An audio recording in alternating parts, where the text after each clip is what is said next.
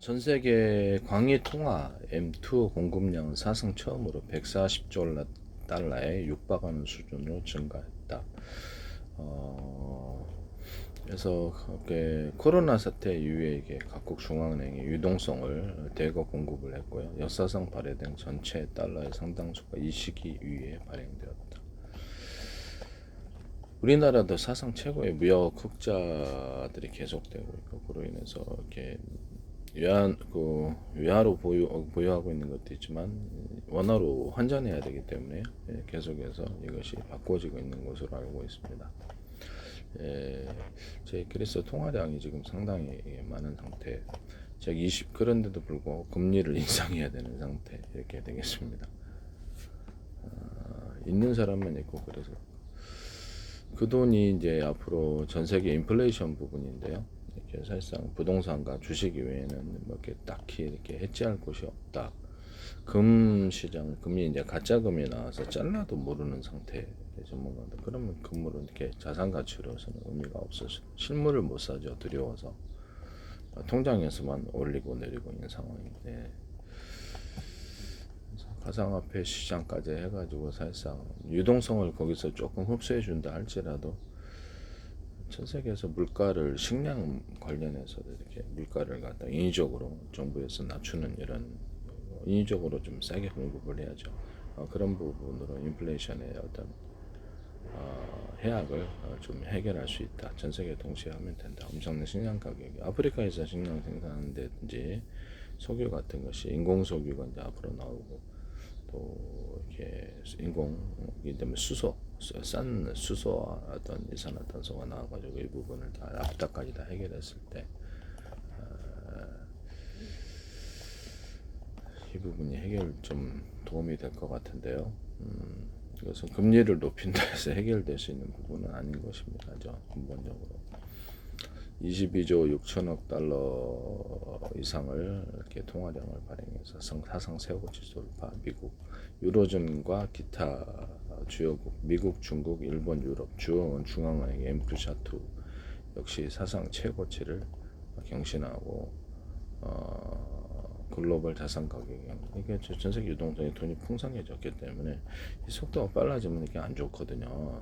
경제가 같이 성장을 해줘야 되는데, 모든 사람이 이제 골고루 돈을 갖고 있느냐 아니면 일부만 갖고 있느냐인데요. 골고루 돈을 갖고 있으면 괜찮아요. 중산층이 성장하고. 근데 이게 중산층이 무너지고 일부만 돈을 갖고 있을 때 이 폐단이 나타나는 것이죠. 식품 물가가 제일 문제예요. 이 부분은 전 세계에서 일부러 정부에서 개입을 해갖고 되게 낮춰서 장기적으로 물가를 유지를 해줘야 되는 부분이 되겠습니다. 돈이 많으면 그것을 부정적으로 흐르지 않기 위해서 이렇게 차단시켜주거나 정상적으로 흐르기 위해서 움직여. 실시간은 인플레이션을 통제하기 위해서 싸게 사람들이 돈을 갖다 쓰면은, 그래서 그것을 또 어디에 투기에 쓴단 말씀이에요. 그래서 어떻게 보면 이게 대출 억제가 될 수 있는 부분인데요. 돈이 인플레이션 되다 보면 예금으로 잘 안 가죠. 예금으로 잘 안 가고, 이게 부동산하고 주식 외에는 뭐 해지할 데가 마땅히 없다. 예전에는 이제 금이었으나 이제는 금이 제가 보기에는 뭐 사람들이 여전히 선호하긴 합니다만, 과연 해지 대상이 될 수 있냐. 가짜금이 저렇게 나오는데 산업상에 쓰이는 것도 아니고 이런 생각을 좀 하고 있습니다. 그래서 원자재 쪽으로 이제 가게 되면 이 부분이 부정적으로 돈이 흐르는 이런 부분이 되겠습니다. 그렇게 해가지고 돈의 해악이 나타나는 것이죠. 중산층이 붕괴된 나라들이 꽤 이제 있는데, 사람들이 돈이 없다라는 거죠. 자본 축적이 안 되는, 또는 일자리가 정규직보다는 비정규직, 그래가지고 사실상 월급이 적게 받거나, 그에 따라서 식품 물가라든지 실제 생활할 때 그것이 이렇게 물가가 올랐다는 현실적으로 체감하는 부분이 되겠어요. 인플레이션 해약은 그 부분을 인위적으로 정부에서 낮게 국내에서 싸게 식품 물가 관련된 모든 것을 통제하거나 그것을 공급을 해줘야 되는 부분이 되겠어요. 기업의 입장에서는 원가가 일어날 때 뭐가 늘어날까요?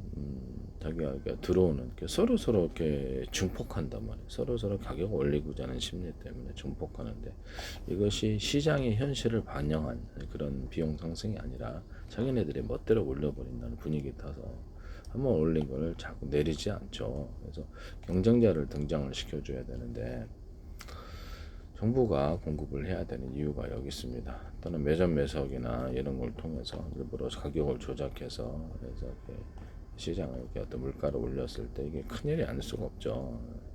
제가 스태그플레이션으로 가고 있다고 말씀을 드렸는데